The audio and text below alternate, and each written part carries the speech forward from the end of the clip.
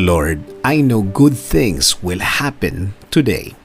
Lord, thank you for today. Thank you for another day. Maraming salamat sa bagong pagkakataon na ibinigay niyo sa akin.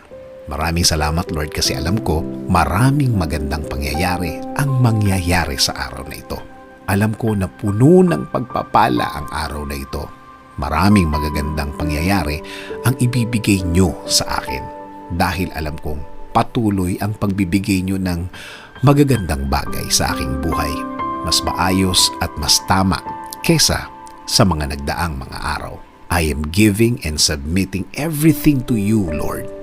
Ikaw na ang bahala sa aking araw-araw.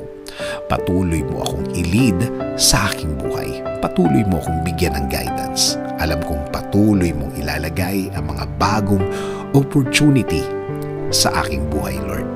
Sa iyo ko palagi titingin, sa iyo palagi